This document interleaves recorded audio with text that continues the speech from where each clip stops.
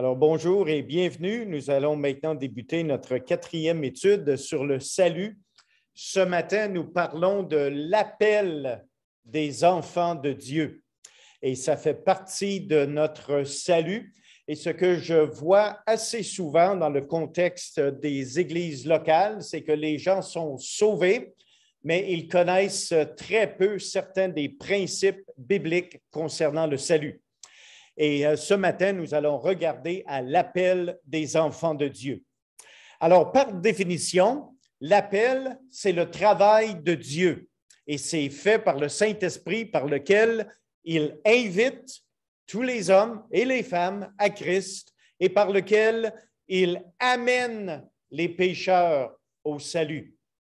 Dieu appelle les pécheurs par sa parole et les amène à lui par son pouvoir qui les attire jusqu'au succès du salut sans toutefois les forcer contre leur volonté. Et ça, c'est quelque chose qui est très important parce qu'au niveau de notre volonté personnelle, Dieu ne transgresse jamais le choix que nous prenons lorsque nous l'acceptons. Mais à cause de son appel, c'est lui qui nous attire et nous rend capables de dire oui. Alors, nous avons, par exemple, nous savons que selon Éphésiens chapitre 2, versets 8 et 9, que nous sommes sauvés seulement par le moyen de la foi. Cependant, Romains chapitre 10, verset 9, nous dit clairement que la foi vient de ce qu'on entend et ce qu'on entend vient de la parole de Christ. C'est ça qui est très important lorsque nous apprenons ce que nous sommes devant Dieu, c'est-à-dire pécheurs. Nous avons absolument besoin d'avoir un message clair qui nous vient de la Bible.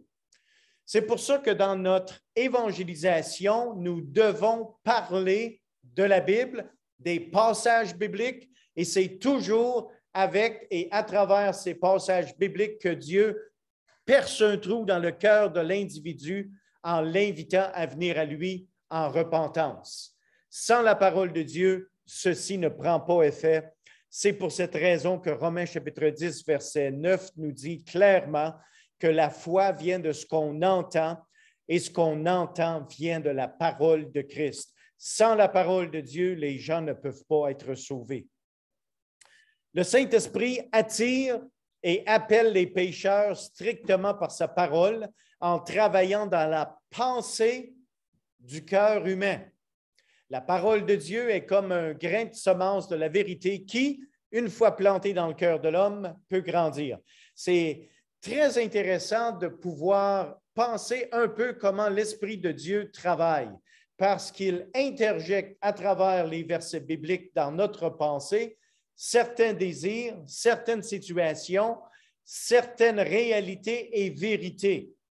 Et pour nous, on pense à ceci, on rumine à ceci, et à un moment donné, il y a quelque chose qui se déclenche, c'est le message du salut de la parole de Dieu. Le cerveau, c'est très intéressant. Tout le monde en a un. Eh bien, le cerveau est une grande merveille. Savez-vous, par exemple, que notre cerveau pèse environ 1,4 kg. Si vous voulez perdre du poids, ce n'est pas une bonne chose de perdre votre cerveau. Perdez-le sur les hanches, perdez-le ailleurs, mais non pas dans le cerveau. 1,4 kg et ça représente 1/40e du poids total de notre corps.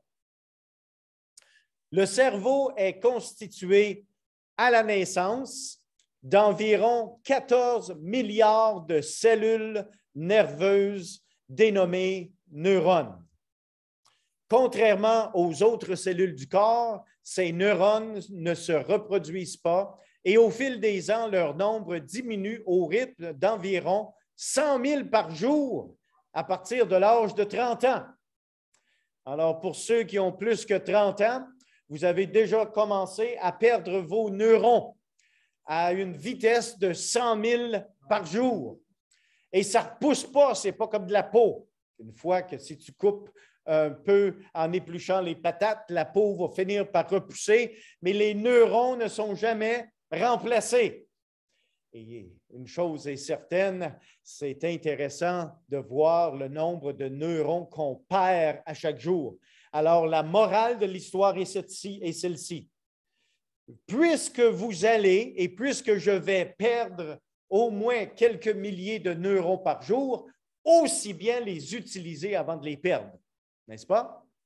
Parce qu'une fois perdus, ils sont perdus pour toujours. Ce chiffre ne doit toutefois pas trop nous inquiéter, puisqu'un petit calcul démontre qu'à l'âge de 90 ans, il devrait encore nous rester 12,5 milliards de neurones. On a commencé avec 14 milliards, puis à l'âge de 90 ans, si on en perd quelques milliers par jour, il nous en reste quand même 12 milliards,5. Ces neurones sont regroupés en colonies et sont tous interconnectés entre eux. Chaque neurone est relié par autant de petits cordons à 10 000 neurones de ses voisins. Tout est connecté à l'intérieur de votre tête. Hein? C'est beau, n'est-ce pas? On évalue à 100 000 milliards le nombre total de ces interconnexions qui constituent un maillage très fin. Quelle merveille de complexité! Une chose est certaine, les amis, l'Esprit de Dieu travaille à travers notre intelligence pour que nous puissions comprendre la base du salut de notre âme. Et il agit ainsi à travers le message de sa parole que nous pouvons partager avec les gens. Alors, cette petite illustration était tirée de la Tribune Express de Lachute, Québec, le 9 septembre 1995. Ce n'est pas moi qui l'ai inventé, je l'ai juste emprunté. Dieu a élu certains au salut avant la fondation du monde. Nous avons parlé de ceci dans les semaines antérieures. Le Saint-Esprit appelle et attire par la parole de Dieu. Ça, c'est important parce qu'on ne peut jamais dire à quelqu'un qu'il est venu à Christ parce que le présenteur, c'était une personne charmante et attirante. Ce n'est pas comme ça que la personne est attirée à Christ. Ce n'est pas en faisant des beaux yeux, ce n'est pas en étant un charmeur, un beau parleur que les personnes vont être attirées à Dieu. Les personnes sont attirées à Dieu par la parole de Dieu. C'est certain que ça pourrait être utile d'être un bon présenteur de la parole de Dieu, mais c'est le message de la parole de Dieu qui convainc les cœurs. Jésus-Christ est la seule bouée de sauvetage dans un océan de péril certain. Imaginez-vous en plein milieu de l'océan. Vous êtes seul, il fait noir, vous ne savez pas vers où nager. Et tout d'un coup, une bouée vous est présentée. Et là, sur la bouée, ça dit le nom Jésus-Christ sauve. Il y a des gens que maintenant, ils ont une décision à prendre, ils réalisent qu'ils sont perdus. Est-ce qu'ils vont tendre la main pour agripper cette bouée? Ou est-ce qu'ils vont dire, ben, elle est faite où la bouée? Est-ce qu'ils vont dire, ben, peut-être qu'un autre bouée va revenir, puis ça va m'être lancé? Et c'est ça que les gens décident lorsque le message de l'Évangile est présenté. Est-ce qu'ils vont s'accrocher à la bouée de Jésus-Christ? Le monde qui périt dans un océan de péril certain, eh bien, Christ, par sa croix, est la seule bouée de sauvetage. Le message de la parole de Dieu est écrit sur la bouée. Le Saint-Esprit de Dieu nous appelle et nous attire à faire confiance à cette bouée qui seule peut nous amener en sécurité de l'autre côté de cet océan féroce. Certains veulent faire confiance à d'autres bouées, mais nul ne peut réussir. C'est pour ça que le Seigneur Jésus-Christ a dit, « Je suis le chemin, la vérité et la vie. » Il est la seule bouée qui peut nous sauver de nos péchés. Lorsque on parle ici dans le texte que nous avons devant nous, que nous allons lire dans quelques instants, nous parlons de l'appel des enfants de Dieu. Et lorsque nous parlons d'appel, eh bien, l'appel de Dieu a deux aspects. L'aspect général pour tout le monde et l'aspect personnel pour l'individu. Considérons maintenant dans le salut l'aspect général de l'appel de Dieu. Ici, il s'agit de l'aspect de l'appel de Dieu qui invite ardemment tous ceux qui entendent l'Évangile de venir à Dieu pour être sauvés. Alors, lorsque le message de l'Évangile est présenté, ceux qui sont là l'entendent tous, mais ce n'est pas tous qui acceptent. Ça fait partie de l'appel général. Dieu appelle tout le monde. L'aspect universel, si vous voulez, ou l'aspect général du salut. Eh bien, l'aspect général est illimité et l'invitation est donnée à tous ceux qui entendent le message de l'Évangile. Vous avez, par exemple, certains passages qui démontrent ceci, tels par exemple Ésaïe chapitre 45, verset 22. « Tournez-vous vers moi et vous serez sauvés, vous tous qui êtes aux extrémités de la terre. » Alors, tout le monde sur la terre, Dieu invite à être sauvé, mais ce n'est pas tous qui répondent à cette invitation. Ésaïe, chapitre 65, et versets 11 et 12, et j'aimerais vous inviter de tourner avec moi dans votre Bible, dans ce passage des Saintes Écritures. Ésaïe, chapitre 65. Le passage d'Ésaïe 65 et le verset 11 se lit comme suit.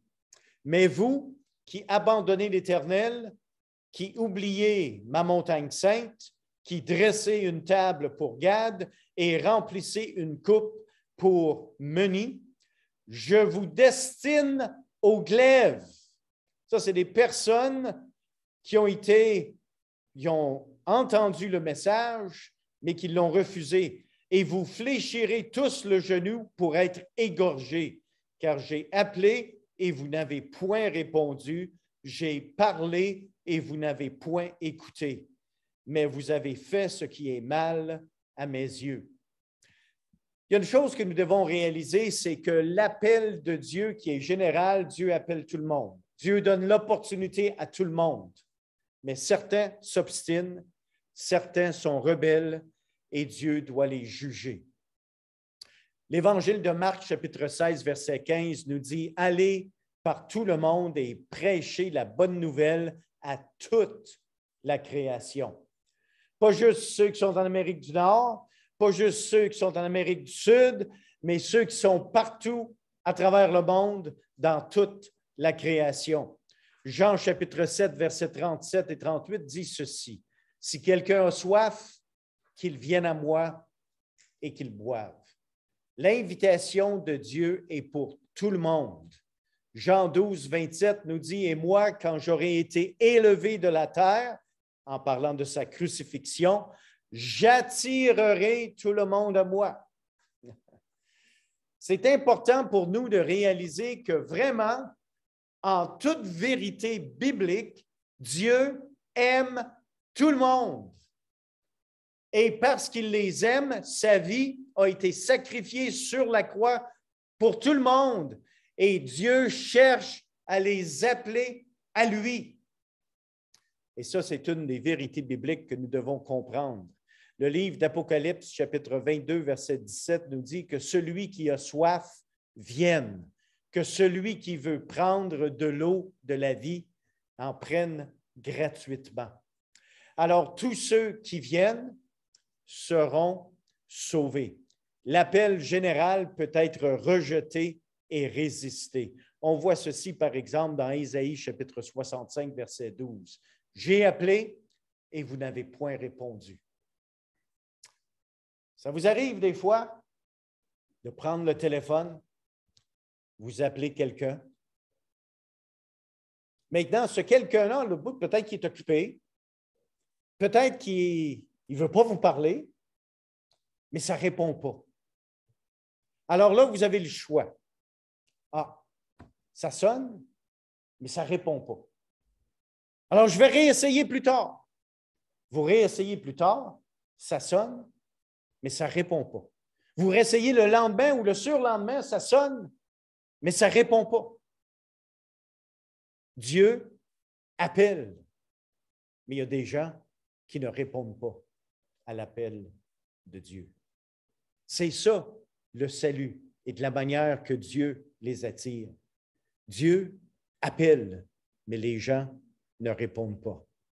Le livre des Actes des Apôtres, et on devrait parler de Matthieu premièrement, Matthieu 23, verset 37. « Combien de fois ai-je voulu rassembler tes enfants, en parlant de Jérusalem dans le contexte, comme une poule rassemble ses poussins sous ses ailes, et vous ne l'avez pas voulu. » Vous voyez l'amour de Dieu dans le contexte de l'Évangile de Matthieu.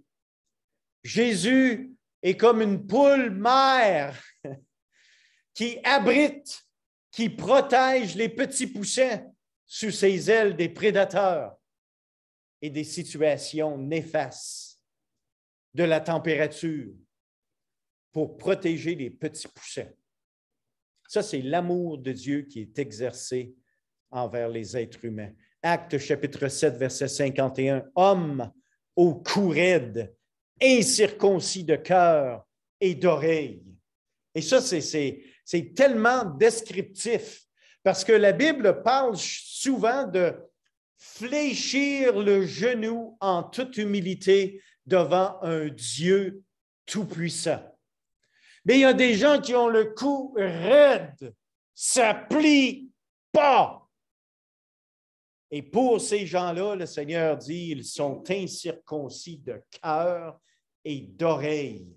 Ils ont les oreilles bouchées et ils ne peuvent pas entendre le message du salut. Et par conséquent, le Seigneur dit ici, ces gens-là ont le cou raide, incirconcis de cœur et d'oreille, et Dieu doit les juger. Vous vous opposez toujours au Saint-Esprit, nous dit la dernière partie du verset 51 de Actes, chapitre 7. Hébreux, chapitre 4, verset 7 nous dit, « Aujourd'hui, si vous entendez sa voix, n'endurcissez pas vos cœurs. » Remarquez ici le mot « aujourd'hui ». Lorsque le message du salut est présenté aux personnes, il faut leur rappeler que ce message est bon pour aujourd'hui. Mais demain, peut-être qu'ils seront morts. Le message est bon pour demain, mais seulement s'ils sont vivants. Et la parole de Dieu nous dit que le message du salut, c'est pour aujourd'hui. Mais les gens ont tendance d'endurcir leur cœur. Comprenez ceci, saisissez-le. Le même soleil qui fait fondre la glace fait aussi durcir l'argile. De même en est-il avec le Fils de Dieu, le soleil céleste. Son appel qui brille constamment sur les cœurs des hommes peut avoir deux effets. Le cœur des hommes peut fondre ou s'endurcir. Ça va dépendre de la réaction de l'individu face au message du salut. Le même soleil qui fait fondre la glace, c'est le même soleil qui fait durcir la glace. Bien-aimés, ce n'est pas surprenant qu'il y a beaucoup de cœurs endurcis qui sont en train de sécher comme la glace au feu du soleil céleste. Le pécheur qui répond à l'appel général cherche à investiguer les choses et à se poser des questions sur la parole de Dieu qu'il lit. Son cœur de glace est en train de commencer à fondre. Et c'est ça qui se passe lorsque quelqu'un lit la parole de Dieu, commence à penser, commence à se poser des questions, commence à investiguer, à lire encore plus la parole de Dieu. L'Esprit de Dieu travaille ceci dans la pensée, dans le cœur de l'individu. Et maintenant, le soleil céleste est en train de faire fondre ce cœur de glace tranquillement. Et maintenant, la parole de Dieu a un effet positif dans le cœur de l'individu. Les hommes sont responsables s'ils rejettent l'appel général de Dieu.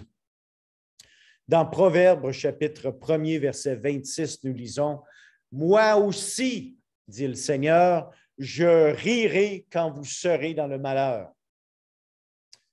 À un moment donné, là, tu peux juste te moquer de Dieu pour un certain temps. Le jugement de Dieu s'en vient pour ceux qui se moquent de lui. 2 Thessaloniciens, chapitre 1er, versets 7 à 10.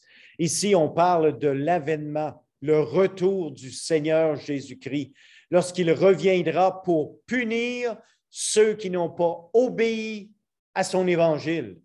Prenez le temps de lire le texte et tous les versets de 2 Thessaloniciens, chapitre 1er, versets 7 à 10. C'est quand même puissant ce qui est dit. Christ reviendra pour punir ceux qui n'ont pas obéi à son évangile.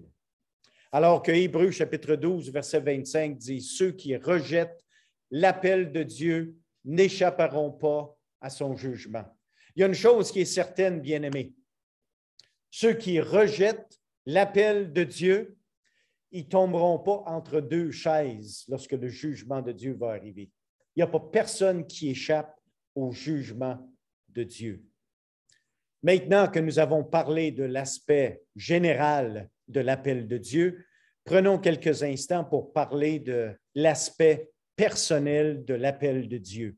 L'aspect personnel de Dieu est la réalisation de son appel général qui se fait à travers le ministère intense du Saint-Esprit. Une fois que l'aspect général repose sur vous, maintenant vous venez d'entendre l'Évangile, maintenant il y a quelque chose qui commence à se passer à l'intérieur de soi. Et voici quelques versets qui nous aident à comprendre ceci. L'Évangile de Jean, chapitre 5, verset 25. « Les morts entendront la voix du Fils de Dieu et ceux qui l'auront entendu vivront. » Nous sommes morts spirituellement, excepté qu'un jour, lorsque Christ nous a sauvés, nous sommes maintenant vivants parce que nous avons écouté sa voix qui parlait à nos cœurs.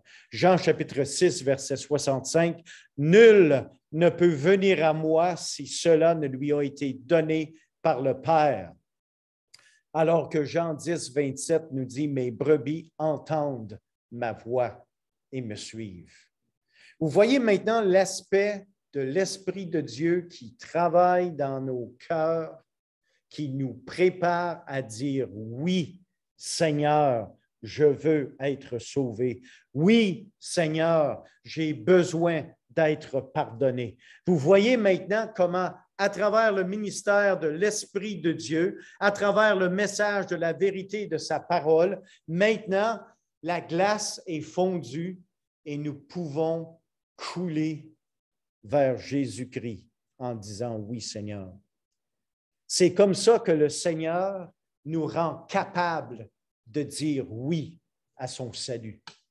C'est pour ça que le salut vient de Dieu à 100%. C'est pour ça que Dieu ne transgresse aucunement notre volonté qu'il nous a donnée. Parce que maintenant, notre cœur a été préparé par l'Esprit de Dieu à travers la parole de Dieu et maintenant, nous voulons dire oui. Et ça, c'est important. Romains chapitre 8, verset 28, « Toute chose concourt au bien de ceux qui aiment Dieu, de ceux qui sont appelés selon son dessein. » Alors que 1 Corinthiens 1, 9 dit, « Dieu est fidèle, lui qui vous a appelés à la communion de son Fils, Jésus-Christ notre Seigneur. » Et un peu plus loin dans le même chapitre de 1 Corinthiens, « Mais puissance de Dieu et sagesse de Dieu pour ceux qui sont appelés. » Maintenant, nous voyons comment Dieu opère à travers son appel personnel. L'appel de Dieu est nécessaire parce que personne ne cherche Dieu. Dites-vous bien une chose, les amis, c'est en ce qui concerne le salut, ne croyez pas que vous avez été assez intelligent pour chercher Dieu. Pas du tout, parce que la Bible déclare clairement dans Romains 3, 11, personne ne cherche Dieu. C'est pour ça que le ministère du Saint-Esprit, à travers la vérité de la parole de Dieu, est nécessaire que nous puissions donner ce message pour que l'Esprit de Dieu puisse faire son travail pour faire fondre notre cœur, pour le préparer à être réceptif au message de la vérité du salut de Christ. L'appel de Dieu ne transgresse pas la liberté des hommes.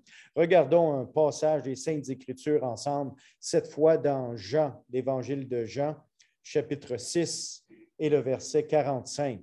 Ce texte nous dit, « Il est écrit dans les prophètes, ils seront tous enseignés de Dieu. Ainsi, quiconque a entendu le Père et a reçu son enseignement vient à moi. » Regardez comment ces phrases sont mises ensemble.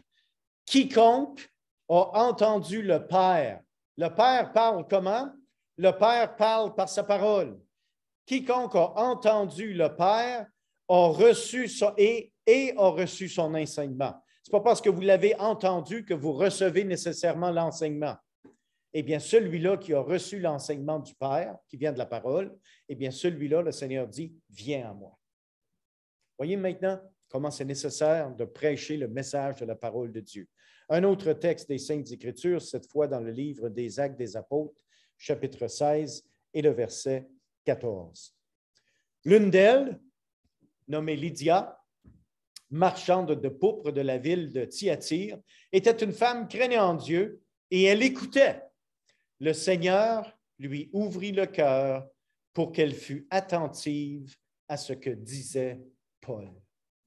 Ça, c'est tellement beau lorsque vous pouvez voir quelqu'un qui auparavant se rebellait contre Dieu et petit à petit, à cause du message de la parole de Dieu, leur cœur a été ouvert pour être réceptif à l'appel personnel de Dieu.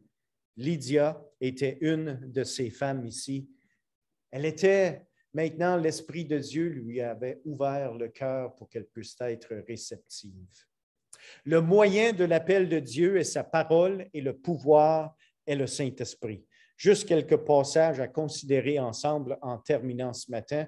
Le premier est dans 1 Thessaloniciens, chapitre 1er, et le verset 5. Notre évangile ne vous ayant pas été prêché en parole seulement, mais avec puissance, avec l'Esprit Saint et avec une pleine persuasion, car vous n'ignorez pas que nous nous sommes montrés ainsi parmi vous à cause de vous. J'aimerais que vous puissiez noter certaines phrases ici. L'Évangile ne vous a pas été prêché en parole, mais il faut que ça le soit. Alors, on doit parler de la parole de Dieu. Mais ça a été fait par la puissance de l'Esprit Saint et avec une pleine persuasion, c'est-à-dire que celui-là qui prêche, celui-là qui partage la parole, doit y croire. Alors, il y a l'évangéliste, il y a le ministère du Saint-Esprit, puis il y a le message de la parole de Dieu qui travaillent ensemble à convaincre un individu pour qu'il accepte Christ. Un deuxième passage, maintenant, c'est dans le livre de 1 Corinthiens, chapitre 1er et le verset 18. Car la prédication de la croix est une folie pour ceux qui périssent, mais pour nous qui sommes sauvés, elle est une puissance de Dieu. Croyez-vous ça, les amis? Vraiment, que le message, la parole de Dieu, la Bible, est une puissance qui peut œuvrer dans le cœur du monde? Si vous ne croyez pas ça, vous n'allez pas croire à l'évangélisation. Si vous ne croyez pas ça, les personnes ne peuvent pas être sauvées. Mais c'est la puissance de Dieu qui est manifestée à travers son livre sacré. Un troisième texte, c'est celui-là de 2 Thessaloniciens, cette fois-ci au chapitre 2 et le verset 13.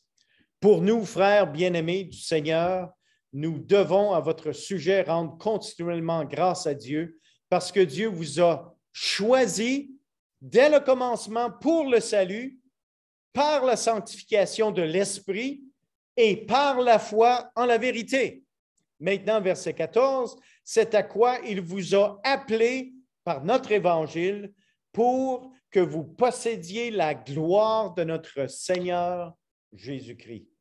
Maintenant, on commence à parler ici de la prédestination lorsque nous avons été choisis avant le commencement du monde. Hey, ça, là, ça fait longtemps, là. Avant que le monde ait été créé, vous avez été choisis par Dieu. Notre intelligence est incapable de concevoir ce genre de concept. Alors, pensez pas pour une seule seconde que vous avez été si intelligent que vous avez dit oui, Seigneur. C'est lui qui vous a rendu capable de dire oui, Seigneur. Et Dieu s'oblige envers chacun de nous amener en nous attirant vers son salut jusqu'au jour où nous avons dit, Seigneur, pardonne-moi de mes péchés. Seigneur, je veux être un enfant de Dieu. C'est ça le salut. Alors, bien-aimés, j'aimerais terminer avec le passage de 1 Thessaloniciens, chapitre 5 et le verset 24. Celui qui vous a appelé est fidèle et c'est lui qui le fera. En d'autres mots, c'est lui qui vous a rendu capable de dire oui parce qu'il vous a appelé et parce qu'il est fidèle. Alors, bien-aimés, que le Seigneur Jésus-Christ puisse fortifier dans vos cœurs sa grâce lorsque nous pouvons réaliser les vérités des Saintes Écritures en ce qui concerne notre salut en Jésus-Christ. Que le Seigneur vous garde, que le Seigneur vous aide à mieux comprendre cette belle doctrine qu'est le salut.